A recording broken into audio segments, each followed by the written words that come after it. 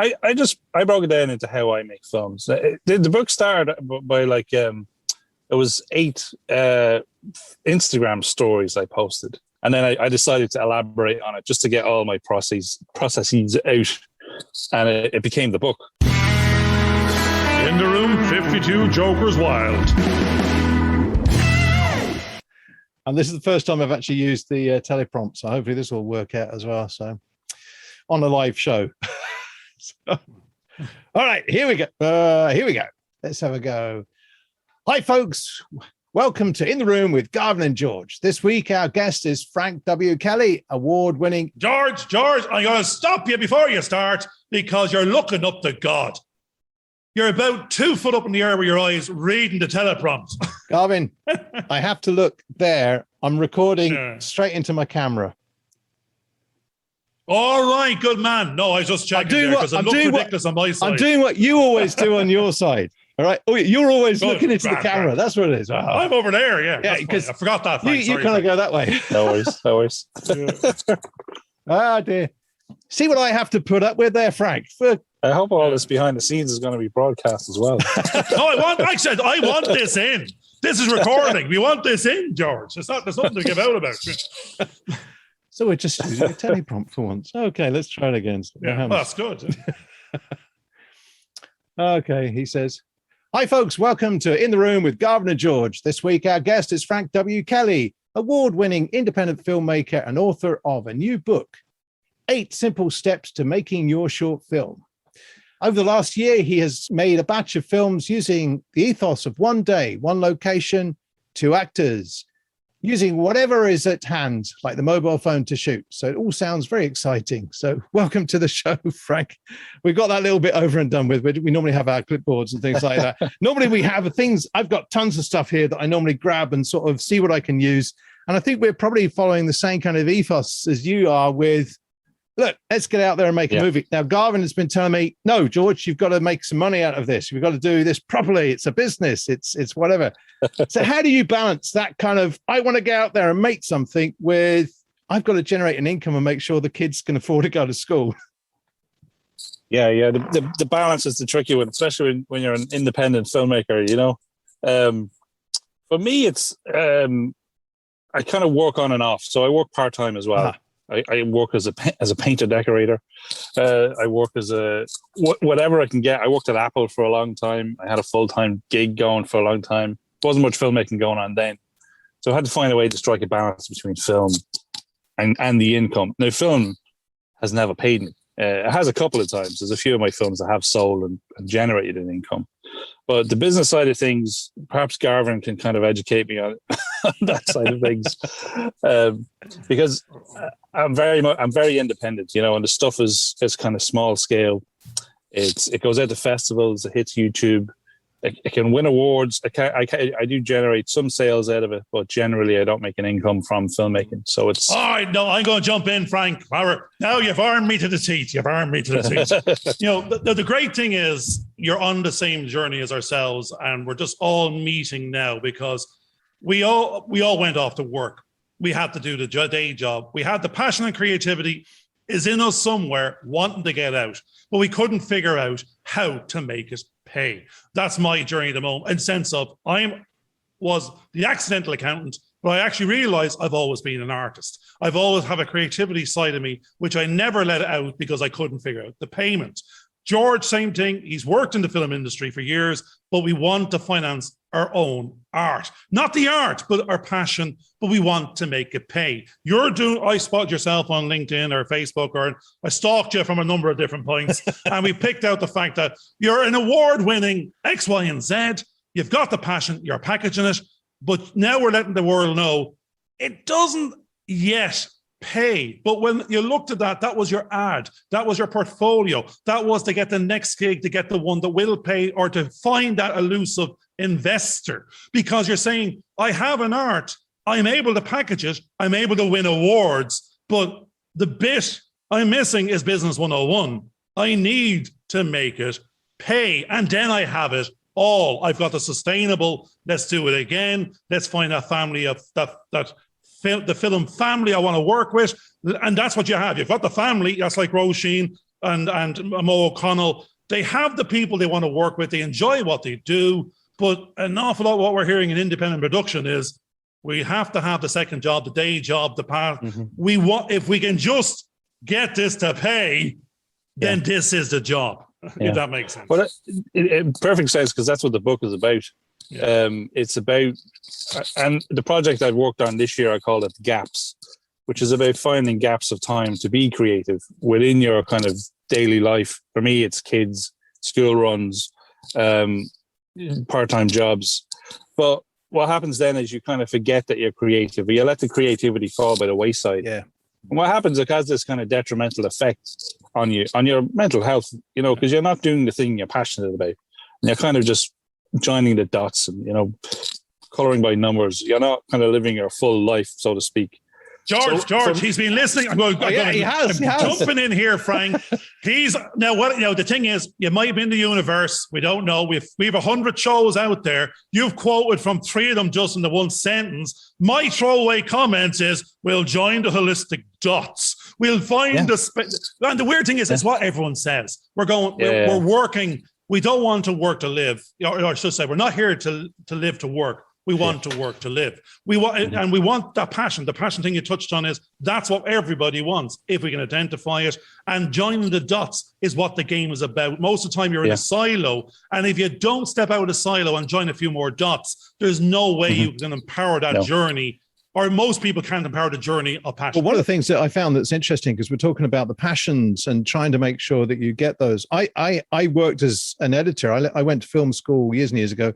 And then I became an assistant editor, worked my way up, became an editor. But you were working constantly on someone else's project, which is the same experience that you'd be having as a painter director. Because I've worked in other areas, but I've taught. But you're always working to somebody else's script, if you like, and it's never quite the one you want. You can get a creative input, but if you get burnt out by that, you suddenly realize I'm going off track. And Garvin says no, but you should go off track and go off road all the time. That's one of the things he said in the show. But you do have to get that balance. And I found that I'm constantly going back to reading the source materials that led me into the film industry in the first place, even watching the movies that inspired me. And you want to get out there and do that. And it is just trying to fit that in.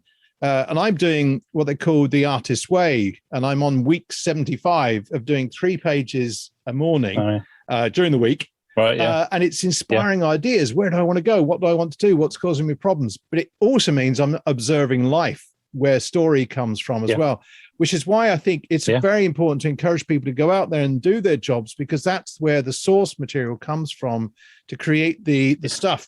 What we're looking at now is how do you package that so that we can go out and do a meaningful shoot that covers the story that we need to develop and get it out there to an audience. And again, I think we're all in that same kind of sort of boat. So tell us a little bit about your filmmaking process so we can align it with what we're actually doing, see how that fits into our model. Yeah, well, the process I've gone through this year is brand new to me. It's I've been making films for 20 years, and I kind of went all the way down the road to in the room with real producers, booking a big gig that would change my career. And, that happened twice, and it fell through both times, just for one reason or another. That's the main one, Joe. Frank, that's the word. Yeah. It's the financing. Now, actually, I'm going to stop you for a second, because the synchronicity in your sentences is very, very interesting. You were twice in the room with the executive producers. You're twice in the room with the executive producers now, because that's who we are. And the show is in the room. And you're now in the room talking to the director, effectively, our journey is to be executive director, producer, financing shorts and features. So, I mean, there's a little bit of that hidden in the room as well, which is interesting. So I like where you're going. Keep going. Sorry. Well, what I did was it was a difficult time for us, like as a family. Financially, we were broke, and we decided to emigrate to America. So we went over there, and I still tried to get films made over there, but ended up just having to take a full-time job and just work, and got a job at Apple, and that was just full-on production. And I kind of just wasn't happy. So when I moved back 3 years ago, we were there for 5 years, I decided to just start from square one. So the new films now, it's that, like you talked at the top of the show, the 1 day, one location, two actor type films. And I said, there's a way here that I can package this to, generate some income, but also get filmmakers like us back into making films again. And from that comes more films that I could sell, short films that I could sell, the book, which is something I can sell. But then packaging that together into like workshops or something like that I could then generate an income for myself throughout the year, where I could provide practical filmmaking workshops based on my career, while still making films in the gaps. And then hopefully leading on to bigger films, more production value, a budget, I love the language. I love the language. You're actually mirroring a little. Actually, you're mirroring the last 15 shows, because actually you're actually ahead of the last 15 shows, because you realize Roisin said the production value.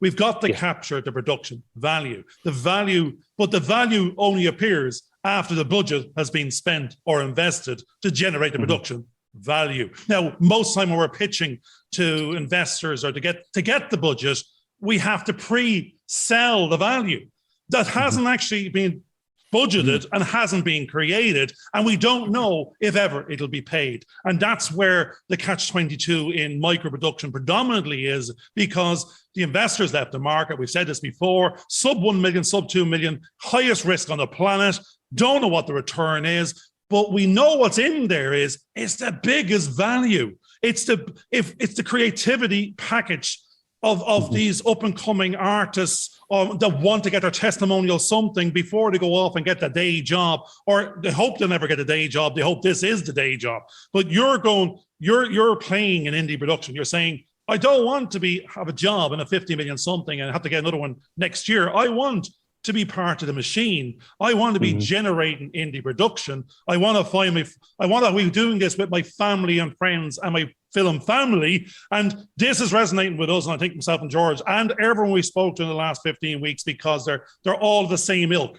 I'd love to be making money doing this, but that's hard when it's a short. Most shorts aren't sellable. You need to be getting a very big win something, and even then, what you get for that in monetary terms, you got to have a day job to pay the mortgage. So it's this risk reward profile. But we know where you're going. You've just said it in one sentence. I want to go from micro minimum viable product of one actor, 1 day, one place, one location. Get it right. Do it again. Go to 10. Go to 1 million. Go to that sub micro budget. But I want to play there. Or do you want a job in the 50 million space? I'm happy enough kind of at the moment, because I went for the 50 million space, and I probably at the time, I'd say it would have been about 8 years ago, maybe a bit more. I wouldn't have been ready then. I had made my first feature film. I was kind of moving into bigger films. Like the next one would have been a 3 million budget.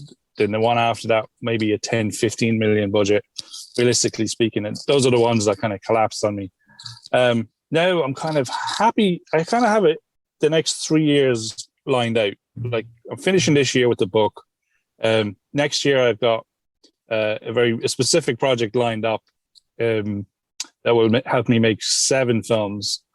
And then after that, I want to get back into a feature, and I've kind of broken it up into the way I want to film it is keeping this kind of 1 day thing going, but doing it like in a month of Sundays. So shooting it the end of every month. And then I thought what I should do is each of those scenes, I've broken the script down up into like 10 episodes. And kind of like what Michael Winterbottom did with The Trip. He made a series and then he recut it into a movie. So that's kind of the plan, is a year-long web series to then re-edit into a feature film. So that's you've broken it down to bite-sized chunks. Absolutely. You basically said, I can do this. And that's great. Yeah. What are you doing in your in your 1 day shoot? How much material? Well, how much material do you shoot, and how much on-screen time do you normally get out of that 1 day? But I could get up to 9 minutes. I'll write a script that's between 5 pages and 10 pages. and then we just kind of hit the ground running. We do a rehearsal. The way I break it up is I do it over a month. So I'll have the script in place. I'll cast it. There's usually some money. It's between 500 and 1,000 to pay the actors and food and that kind of stuff. I'll meet the actors on the second week. The third week, we'll get into a space and rehearse it. And the fourth week, we shoot it on the Sunday. And we'll be there from 9 to 5. And it's a really pleasurable day. Yeah. It's a nice day. We're well prepared at this stage. I designed the scripts that it's usually kind of a conversation. So the first one was in a cafe. The second one was in a car like this. And then the third one was 2 monologues. So I shot that in my garage. So it's trying to be creative in those kind of spaces. Yeah. And I suppose, Garvin, what you were talking about, production value, the value then comes from casting the right people, getting good actors, getting the script right, and dressing the set like as much as I can. Because that's one thing where no budget indie films always fall down. I have a tendency to fall down is poor production design. We've been talking about on that yesterday, which is hard to believe. We were discussing that yesterday. Where the great thing was, it's a role with, like, as I said, we're working with Pádraig Brennan on a horror script at the moment, and we're just going through the script analysis. So from the accountant perspective first, going, okay, I want to know what the budget is. I want to know down to the task and activity, down to the time of day, how many people are there, they're getting their rate, they're getting what are they having with their cappuccino, because you can plan all that. I'm used to business intelligence, data analytics. It's the film by the numbers is what interests me to start with. Then if I have the numbers, then we're saying the creativity will generate that revenue number later on. That opportunity only will manifest if we've got the crew there at the location. We actually were looking at the Portaloos yesterday. Yes. I'm thinking there's 25 people there, and George is saying, does a bear do in the woods? Because there's 25 bears hanging around looking as if they might need to be finding a bush sometimes shortly. And this is the amount of planning. When you start moving from the $3,000 to 325 people, that location you're talking about needs to have a couple of Portaloos. It needs to have a canteen. It needs to be able to have the coffee and the muffin, because they're going to be there for the 10 hours or the 8 hours. And I worry about those sort of things and go, the money needs to already be spent before the line was ever read. But now we're saying, I love what you're saying is you're creating the product. You're actually mirroring what Pádraig Brennan said as well. He was saying, I will create the film with what I have. I will dress up the scenes with my connections and my film family. Everyone there is not expecting the full market day rate. They want to basically invest in the opportunity of the testimonial that this thing is giving them to shine. And that's what you're doing. You're saying you're generating opportunities. These are not for the film, people that have already made it. These are for the future ones aspiring that need a stage to perform. And that's what happened in Fiddler's Walk, was the film that I made, a feature film. And again, using the same principles, we used whatever we had available to us. And we only had to find the money for the 2 lead actors because everybody else was there 3 days and they wanted to be on the film. And some of those people, even though they were only there for 3 days of the shoot, appeared throughout the whole movie. They were popping up all the time in the scene. But we managed to use about 5 or 6 locations. There was a pub, but we built it out of 4 or 5 different locations that were exteriors and interiors. And we just found the resources. We said, look, there wasn't any actual money spent on it, but it was the equivalent of about £300,000 used in that budget, because we had contracts with everybody and everything. And some of those people went off and got careers out of, in fact, Brona Roy, who played the barmaid, went on to become the barmaid in Hollyoaks for multiple series, and she's recently been in The Fall. So again, you don't know who's going to launch what career out of what you're actually giving them an opportunity for. So, what was in your own feature film that you said that you made a few years back? My film was made 14 years ago. I made another one 12 years ago, which I'm still working on. There's one coming up. Yeah, there's one coming up anytime now. There's one coming up. It's just the technology. I got one of those too. Yeah, but I mean, it's just a case of keep on going. But how was your feature film that you made those years ago different to what you're currently trying to do now? It was. I think the difference there was the film's called Derelict. We shot it for about 10,000, but everybody worked for free. So the value that I got for the 10,000 was like, it was probably a 60 to 100,000 euro film. We shot it over 10 days in nights in a warehouse, no, an old mill house in Slane. And I suppose the difference was that it was kind of all crunched together. It was a traditional shoot in that I had a week of rehearsal and then a week on set, and kind of spending all the money at once, instead of what I'm doing now is trying to space it out a little bit, because I just physically can't do a block of time like that at the moment. Frank, I'm going to jump in, sorry, and be very, very rude. Yeah. Because the weird thing we're finding out is if I'm reading it right or wrong, I'm normally wrong. You're saying, this is how I can do it because this is how I can do it because this is how I can afford it because I work a month, get a day, get the budget, do again, do a bite, and we knit it together by the end of the year. If you were in a position, the money was there, would you be actually doing it the opposite way and you'd be doing it full on, start again, full on? Or is it, as you said, it's just based on I'm doing it and I'll do it whatever way, which way I can. But if the order of money changes, I would actually be doing it all in one go. Yeah, absolutely. If it was a feature film, I'd jump on and I'd block off that time.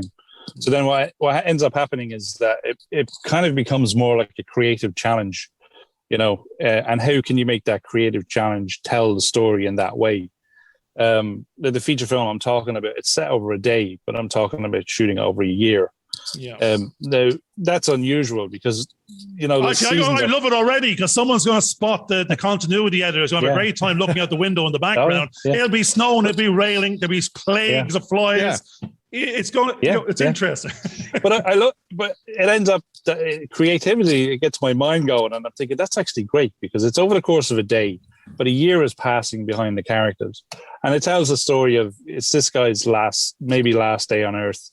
He's suicidal. It's a long bloody day, though. 365 days long. Yeah, exactly. But he's carrying this thing with him. It's not dog years anyway. No. He's living a dog day, yeah.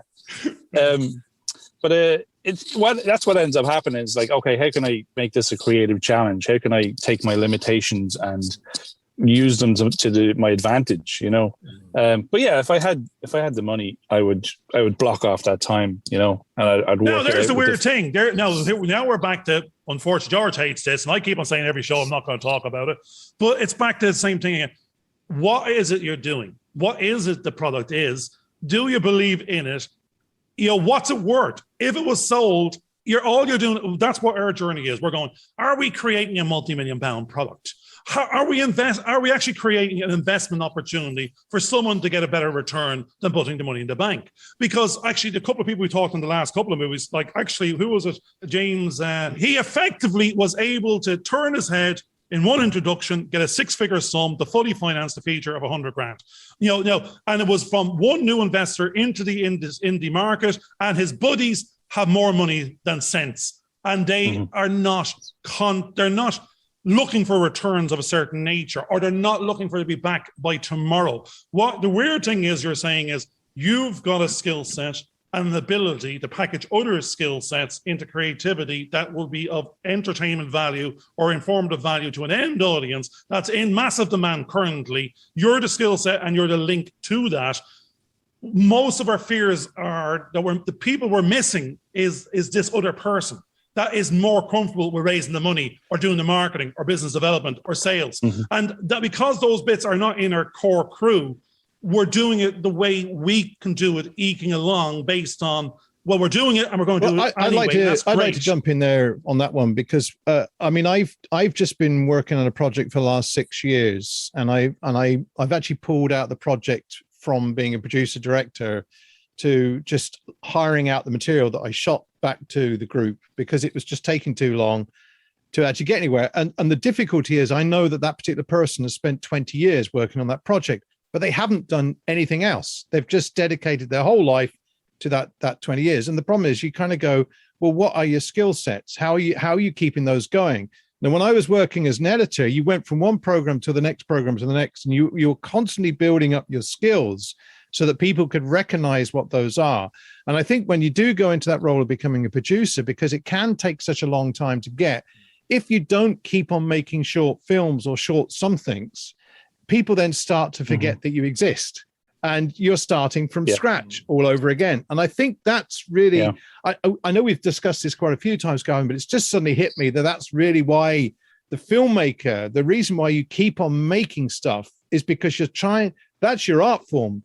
And I know that's your calling. Yeah. And the thing is, if you don't practice, you start to lose some of those skills. So you've got to find a way to practice. Now, I'm like yourself there, Frank. I have worked in the industry, but I came out of the industry because more and more I was being pushed into an avenue that I wasn't interested in. I also then became a lecturer and then started making my own feature films, doing exactly the same way you do. And it does work. But then we had some family issues in the sense that we lost several people. We started looking after others and the time escaped. And then there was another film that became a cuckoo that came in and sucked the time out of me, with lots and lots of promises, and then it didn't work out the way I thought it was happening. And that's one of the reasons why I think we get to that point where you kind of go, I've put my faith in so many other people's. And even the end of Roshin's show, Garvin starts talking, if you listen to the very last bit, his roundup, he says that everybody else really does end up letting you down somewhere along the line in a not so nice way. But the thing is that that's the problem. I was joking. Yeah, I know. But the reality is that actually happens, you know. Frank, the weird thing is, and if you probably know some of your shows, the guest is usually lucky to get a word in edgewise. We're going, actually, you know, we're told you're meant to be cognizant of the guest. You're meant to ask them questions. It's there. We're going, no, sorry. You're just there so we can give out to each other. But I mean, that for years, for the last couple of years, it's been me and Garvin doing it. And I'm the only one that's not going to get a chance to talk. I'm going to swing back around and go, you have I read your little bit of CV up. You've done your 10 and 20 award-winning feature shorts that led you to go, I've got a process. It's my 8-step book. And if I can round up what I learned from that bunch, it's in the book. And it's going to be a good one for making shorts. And it's a process. But at the beginning of the show, you said, you're now, what I was trying to get to is you're armed to the teeth for the jump. You're going, it's that's what I see. It's going, you can do another award-winning short or another one after that. But why it might be the calling, it might be the passion, but that is not going to be the career maker breaker. That's going to be the door opener. So the thing is, I think investors are ready to listen because you've proven when I do something with little or no budget, I win shit. And my team of who I pick are award-winning and they're good. And I can have an eye for talent, and I've got the film family, and that's what I attract. I've got the relationships, I've got the opportunity, I know how to package talent. So where you are at the moment in my books is you're ready, and you said it yourself, you're ready for the jump. But the jump we're talking about is from a 1-2-man silo to a 30-man team capability of production process. Well, that's kind of where I am at the minute. It's like I've used that phrase, I'm like a dog in the traps, you know. And what happened this year was someone gave me €1,000, was a bursary from the local art centre, and I made 3 films and wrote a book with it. You'd be dangerous if someone gave you money. I know. Well, exactly. And I'm like, so it's like I'm ready to go. Like I have the skill set, you know. It's that kind of thing, and I have the scripts. I've got the horror script, I've got the sci-fi script, I've got the I'm going to ask you a question there, because I love asking this question right now. I asked Roisin what was in her handbag, and she said 17.5 million, right? Because that's her script that's in the bag. Porix is the next one out, is about 500,000. I think we were talking to a couple of other people before that they said they want to break the 1 million sterling mark. So they have, what they have is they've gone from the $5,000 to the 50 to the 500 to the 5 million. The journey of their own script, or how much they're the producer director of. So what's in your proverbial handbag right now? If you had an investor looking around the corner going, we're ready to go. Is it the 500,000 one? Is it the 300? Is it the 5? Is it the 50? Yeah, I've got one that could be done for $250,000 or 500. It would just bump up the value of the casting, you know. Yeah. It's called 10 Days in December. It's a romance. Yeah, exactly. Yeah. It's a romance. It's about a couple who it's actually my story, how I met my wife. Is it a horror zombie apocalypse romance? Exactly, because we need to make it one. If it's... And there's a werewolf thrown in there as well. Good. No, we're back to normal. So it's a Christmas movie as well. So it's very marketable, you know, and it's Irish American. So we got the Irish market, we got the American market, you know. Well, you do know that Squid Game is on the moment. It has to be in 95 languages. There's the rest of the planet. I'm not happy with the Irish American market. I know it's 50 million people, but you got to translate this into 72 languages. Oh yeah, that's no problem. We're on that. Well, the love story works well, I think. You know, so that's good. Yeah, we've been on that one for a while. In the one sentence there in Business 101 talk, you have the section 481 in the proverbial man bag. Mm-hmm. Yeah. There you go. You're looking for investors. You have an investor tax break. You're talking the language of three in Ireland. The weird thing is that £250,000 something is £500,000 of earnings or something else that has to have that money available to invest at the most micro level of raising finance. It's not there's something wrong with that. There's a million millionaires in Hong Kong. There's more money than sense out there. If you just go to Conor McGregor's pub, he could probably just open his man bag and cut you a check there and then. So what we're trying to say is sometimes the fear we're talking about most of the time is the fear of the unknown function that we aren't comfortable with, which is who are you going to tap for £250,000? Yeah. And it's something I think we as artists, we don't have that language. We're not taught that language. We don't go to business school.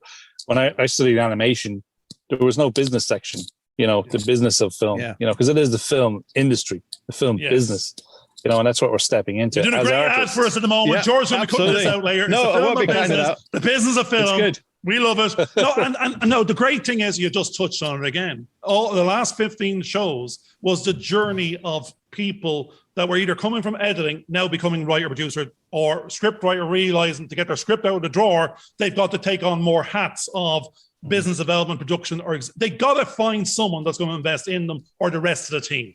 Especially if it's under this 1 million mark, whereby it's a blind spot. No one's going to hand anyone the money in macro industry. They're here for their 50 millions. They're Marvel, this, that, and the others. They want 5,000 jobs. But micro production is, in my view, for my perception of it, it's the art form of passion. It's how do we get that passionate art form packaged and manifested so it can get consumed and seen.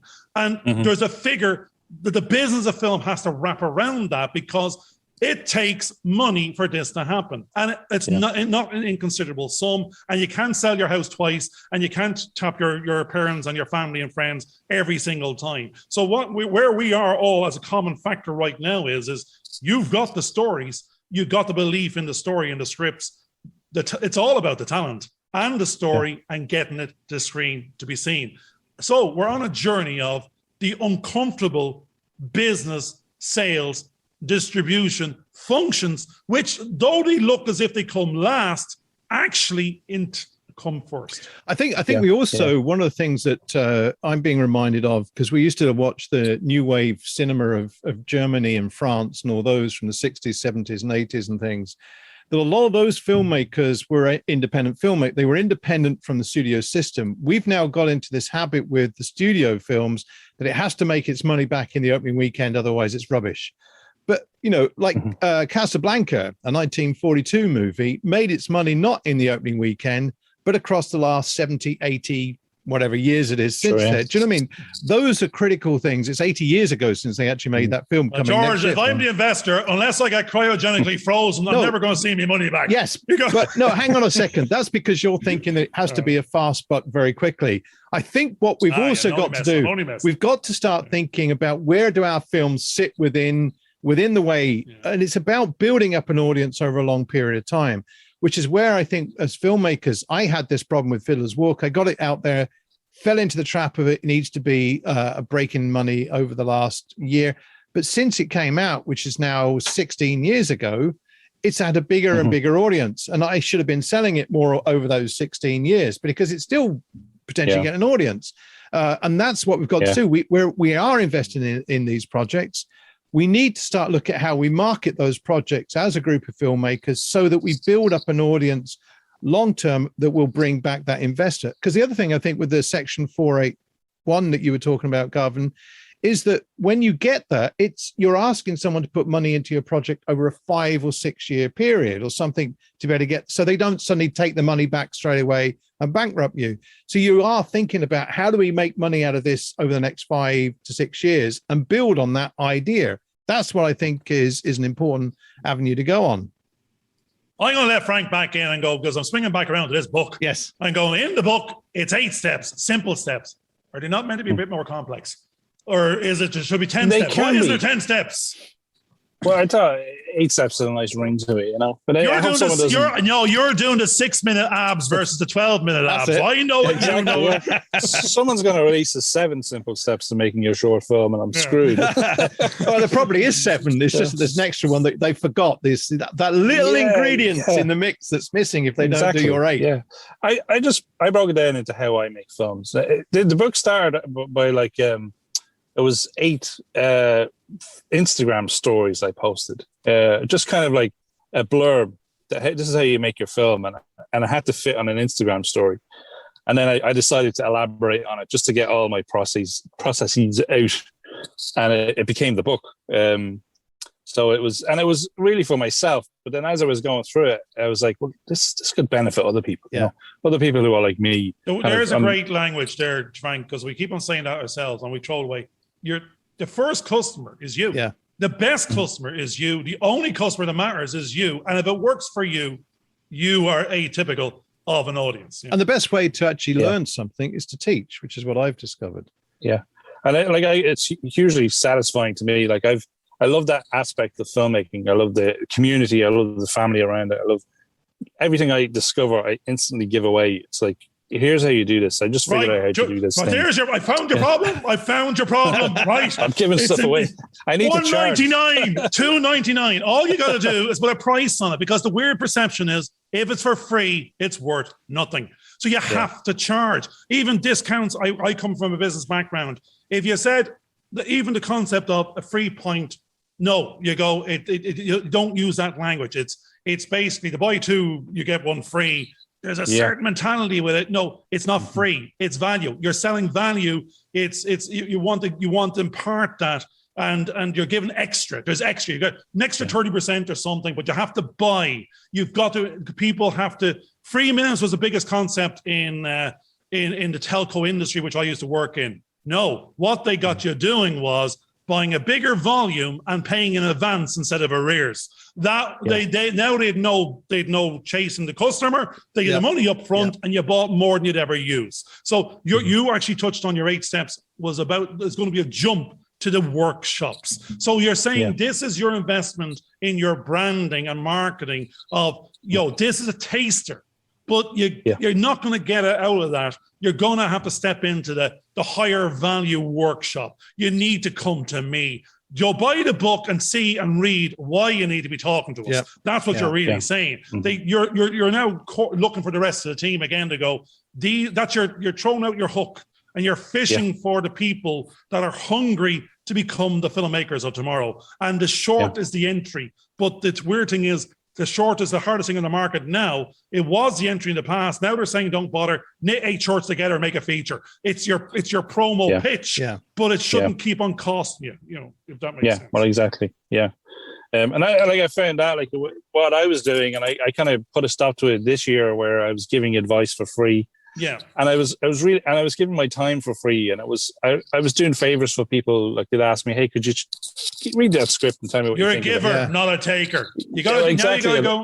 we have to value ourselves first, and we can decide to give it a bit extra, but it's not free. You're giving away the most valuable thing on the planet, your time, your live stream time. Let me just, because I'd like you to go back to that process that you went through, Frank, because you were there's a realization that you started to see because you were giving that time free. Just tell us a little bit about that process that you went through and why you changed your mind. Well, I help out a lot of people like with scripts. Not so much script. Well, I suppose it is script editing, but it's they'll give me the script and ask me to read it, and I will, and I'll give them notes, and that can take up a couple of days of my time. I'll do it over a week, you know. I've got a full-time job for you. I'm quite happy to give you that all day long.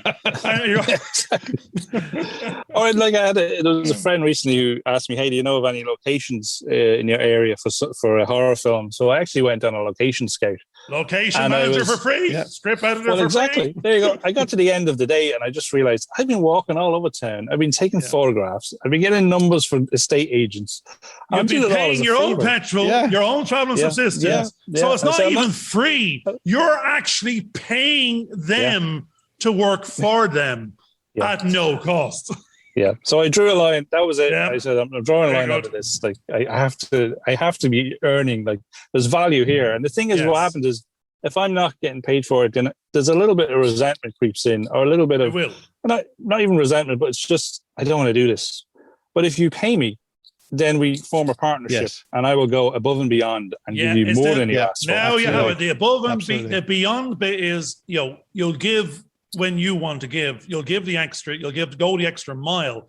But there's the takers and the givers, and the takers will keep on taking. The givers will only give when they can afford to give and keep on giving. Yeah. But it's time. What's happening there is the time, the value of that time is better spent with your family, your friends, anyone else. If someone doesn't value that time, then the strange thing is, if you don't value that time, they certainly won't. So what's happened there is that realization is we've got to realize they're asking for the most valuable thing at no cost. And what we've actually been doing over the last 2 years now, 3 years that we've been doing is, if anybody comes along and asks me to go off and do something, we're actually now saying, well, you need to compensate Garvin because he's going to lose me for a day or he's going to lose me for a week. And unless you pay the rate that Garvin wants for that loss, that compensation, I'm afraid I'm not available. Mm-hmm. And that's been extremely useful because it's given me a sense of value to what my rate is of a day and what I should be earning. And really, until, because Garvin was talking about this yesterday, he was saying that we were trying to work out how long it takes to edit a video. And then he was going, but George, you've got 40 years editing. I said, oh, okay, well, it's just a process I go through. He says, but you're going to do it faster than someone that's only got 10 years editing because of the processes that you go through. And there are all the shortcuts that you find. And you're probably doing the same thing with your experience. There are things that you do that work and are successful. And anybody else that comes along that starts to tell you about those things, you suddenly realize, hang on a second, they don't actually have the experience. They shouldn't be telling me what it is that I should be doing in that situation because I'm the expert, not them. And once you get into a language where you're working with people that respect you for what you're doing, that's when you start to realize, hang on, I'm not the imposter syndrome, which I think a lot of us have, that we think that we're not the person that should be telling somebody else. Actually, Frank, what I really like is George has just reminded me what I was trying to say in English to you or anyone else that might be listening ever in the future. God knows where, some aliens. But the investor you're looking for is already in the room. It's yourself. Yeah. That's what we realize. We are the investor. We're investing our time in us, in our life, in our mental health, in our motivation, in our learning. And what we're packaging first is us. What we're going to brand first is us. The value, the reduction value you're talking about is, it's how does someone perceive you outside that doesn't know you? It's through your accolades, through the awards, through what people say about you, the testimonial. That's what LinkedIn is. It's the testimonial. What is someone saying behind your back? Are they going, "He's a big fucking, 6'6", never shuts up, talks very loud and fast, talks at you." But sometimes when you go beyond that, the ones that are closer, they get the answers, they get the madness, they get the intelligence, they get the access, and they don't get the cost. They don't get to be taken for a fool. They are taken for granted. So that's what, we're now working for ourselves in the sense of not for the money, but for the value of time, for the recognize that we are the investment of our time on this planet in what the passion should be and what we're going to get the most out of, I suppose. Yeah. I think it's a good exercise to sit down and just write down what your value is in monetary terms. I did that for the first time this year, where it was time, hourly rate, equipment rental, time editing. I do marketing, I do graphic design, and I put a number to all of that. And for one of these one-day short films, I came to the conclusion that my value was 5,000 euro. 5,000 euro. It was 5,000 euro. I'm going to stop you right now for a second, Frank. The closing statement I made to George last night while we were working out the day rate for the films we're looking at was €5,000 a day. Yeah. For all the different roles, all the bits, all the time. It's like saying it's not that we're 500 quid a day per one person. It's not a one person thing. No. You mentioned 9 different other roles. Yeah, because I'm doing everything. Yeah. So you're breaking it down into like those, and same figure, 5,000, and that was like kind of minimum day rate, maybe a little bit more, based on experience. But that's so I'm walking into the room knowing that I'm here offering you 5,000 worth of value per day. Yes, and even if I'm not getting that, I'm aware that that's what my value is, and that's what I'm bringing. It's kind of like a suit of armor that I go in with. No, here's a weird. I'm going to do a weird number for you. You've arrived at the 5 a day. Most shorts out there are 3 minutes to 10 minutes or something. So let's say 10 minutes, and you're doing 3 minutes of production output a day. You're coming to this 5 by $5,000. So you're finding this 20 to 30,000 pound cost of a short. Now, a feature is just 90 minutes versus 9 minutes. You go, it's 10 times that. So your minimum viable product of a feature of 90 minutes of $5,000 of 3 minutes of output per day is over 300,000 quid. That's why it suddenly hits the Section 481. It's not talking about the A-list or anything, or the special effects or the costume drama, just to generate 3 minutes a page a day, 90 minutes, 30 days, $5,000. It's this multiple of, or we're saying 60 days. It comes to this magic number of about 300,000 quid. And there's no escaping it if everyone just gets the bog standard day rate to turn up. Yeah, absolutely. Absolutely. Yeah. And that's why, and I think that's why we fall down as independent filmmakers, is we don't understand that. We don't do the math. We try and go at it like I did with Derelict at 10 grand, and everyone works for free, and you rush it, and everyone's just like pissed off and hungry and tired and cold, and they're not getting paid for it. And you're not getting the full value from everybody by not paying them.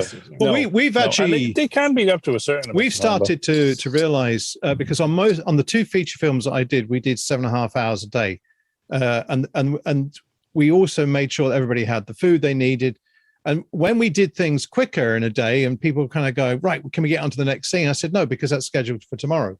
So that's it, you're finished. They were kind of go, oh, that's brilliant. We've actually.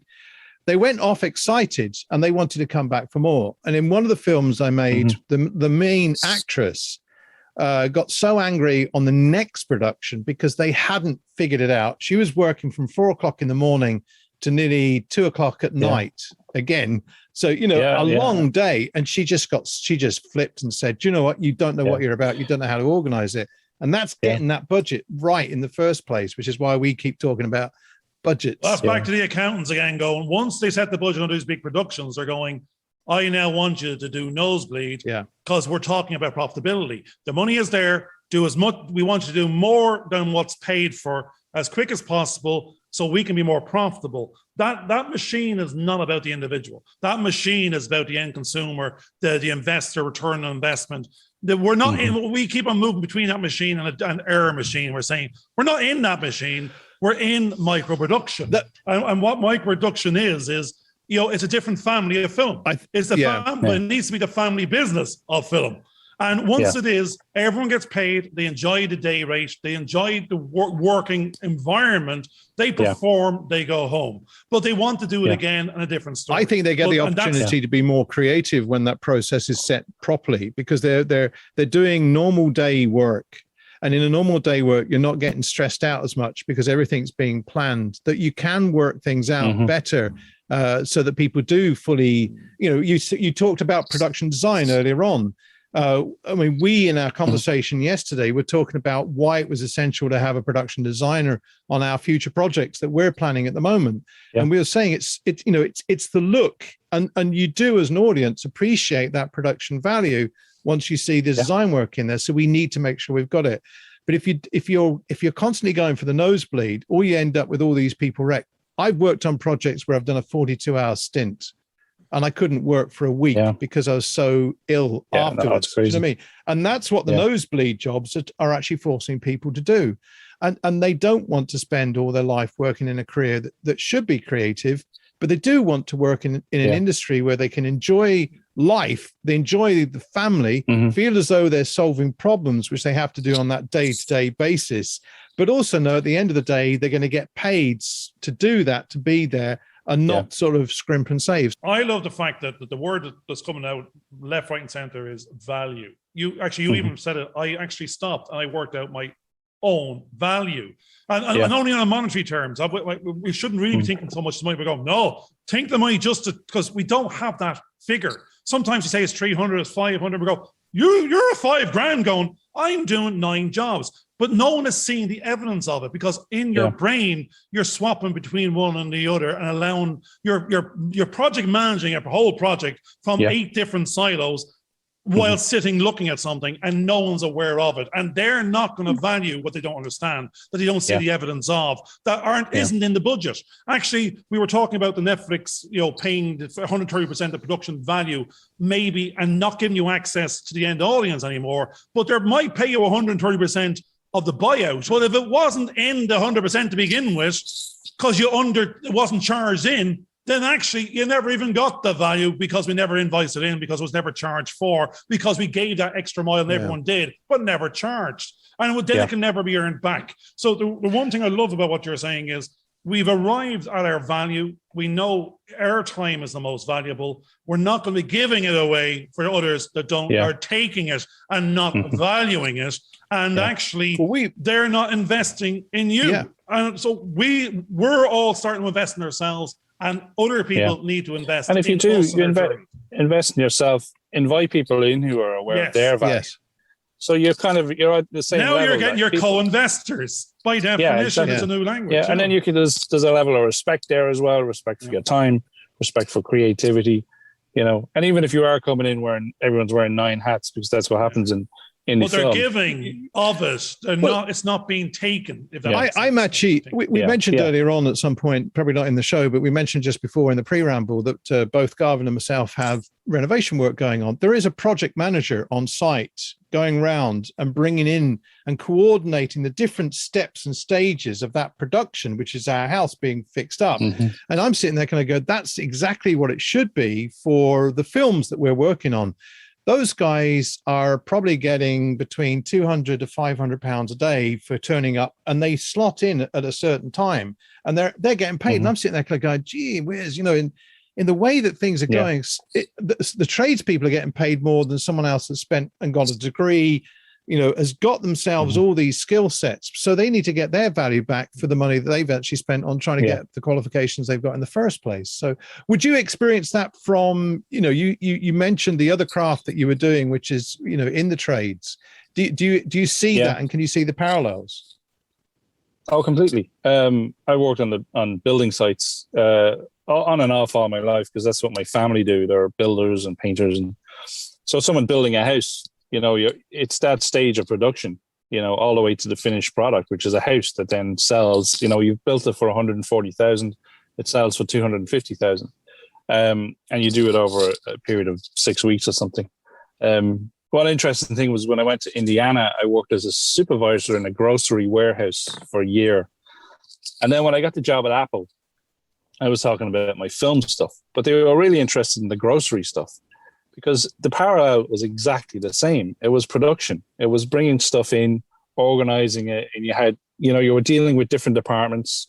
So you had the truckers, you had the switchers in the yard, you had the offload drivers, you had the put away drivers, you had the product itself, and then you had a time schedule, and you had a list of what was the priority to go out.